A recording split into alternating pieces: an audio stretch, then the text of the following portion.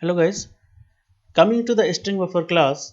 So as we know that string is immutable, but string buffer and string builders are mutable string classes. Okay, so here we can see some methods which are defined inside the string buffer, how it works. So first method is that append method. Append method, what it does, it will append or add anything at the last of any string. Okay, so for creating a string in a string buffer, we have to call the string buffer. Okay, and the reference of that string buffer. Okay, and inside that we have given the test. So test will be the value of str in string buffer type of reference variable, and I want to add 1 2 3 in that particular test. Okay, so for that we have to use the append method with the use of str, and if we print the str, okay, it will give test 1 2 3. Keep in mind, in string you cannot do such type of things because of heap memory allocation and the string constant pool. Okay, because it is immutable, but here you can, it is mutable class, so you can change it. Okay, see the result accordingly. Test 1 2 3. This is test 1 2 3 because it is appending the 1 2 3 1 2 3 at the last of that particular test. Okay, that is the value of that str. Okay,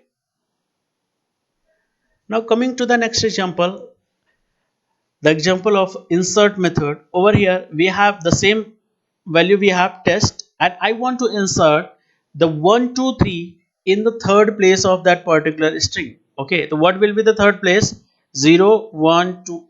Okay, for that, the third place for that, so 1 2 3. Okay, that 3 after third place, this it will insert the 1 2 3 over here. Okay, so you can see over here the result will be like that. It will insert the value test test and 1 2 3 then t.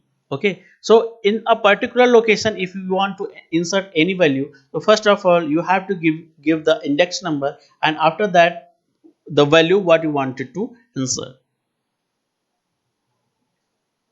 Coming to the next method of string buffer class is reverse. You want to reverse any string, then you have to write the reverse method along with the particular string variable.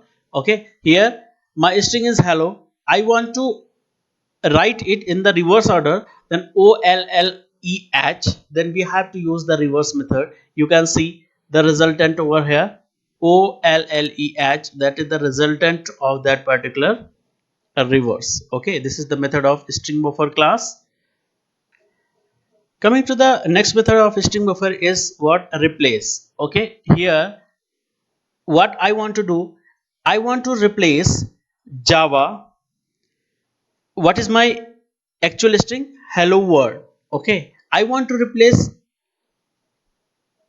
put Java value in that particular string starting from the 6th index and going till the 11th index. You can see if you are giving the last index over here and this is the starting index. Okay, so value will come one less than the last index. So if last index is 11, the value will come to the 10th index only. The starting from the 6th to 10th, I want to put my value. So you can see here 0 1 2 3 4 5. Okay, 6th index is W. So starting from the W, I want to put the Java. So 6 7 8 9 and 10 means all this word I want to replace with the Java. Okay, so this is the starting index, this is the last index, and this is the actual value of what I want to put within that particular index range. Okay, so it will put Java in place of word, and it will give the result hello Java in place of hello world. You can see the result. Okay, hello Java. Okay, it is replaced by Java. The word is replaced by Java. This is the method of replacement of any string or any character inside a particular string what is already declared.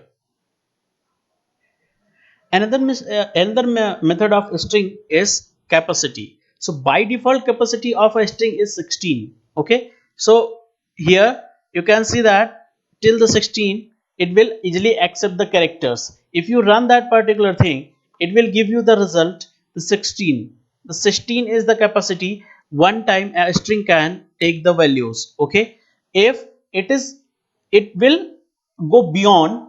Okay, so capacity will be calculated as the actual range of the capacity into 2 plus 2. So if values are go beyond the 16 digit, it will be 17th or 18th length of string, then the total capacity will increase 32. How 32? Because the previous capacity is 16, now it is extended to 17. Okay, that is beyond that 16 limit. Okay, so the next capacity will be 16 into 2 plus 2, that is 16 into 2 is 32 plus 2 is 34. So until or unless the length of that particular string will not reach to the 34, it will remain 34. Whether it is 25, whether it is 28, whether it is 20, it will comes under that 34. If it is reaches to 36 or 37 or 35, then again the previous range is what? 34. So 34 into 2 plus 2. This will be the actual capacity value over there. Okay, you can see over here.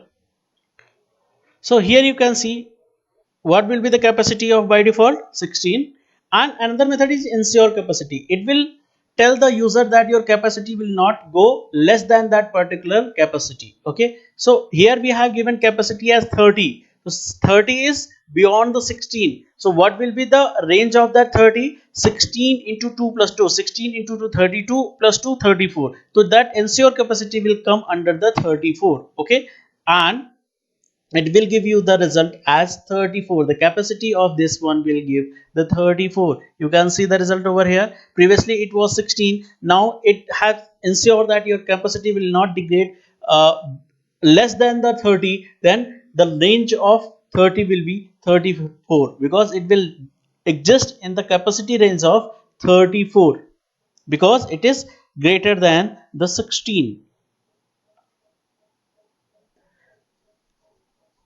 Another method exists inside the string buffer class is delete. Delete, if I want to delete anything from the string, we have to use the delete method. Over here my string is hello. Okay, I want to delete the things within the range of 1 to 3, means 1 will be the starting index and 3 will be the last index. So whatever value will exist in the place of 1 and 2, because it will count 1 less than the last index. Okay, so 1 and 2, what will be the value of 1 and 2? It will delete that particular value and give the remaining result. So what will be the place of 1 and 2? So 0 H, 1 is L, 2 is L, and 3 is L. Okay, so E and L, this will delete it. Okay, after applying the delete method, this will delete it, and our result will be HLO. We can see the result. We can see the result after applying that HLO, because delete method will delete the value of E and L from that particular string.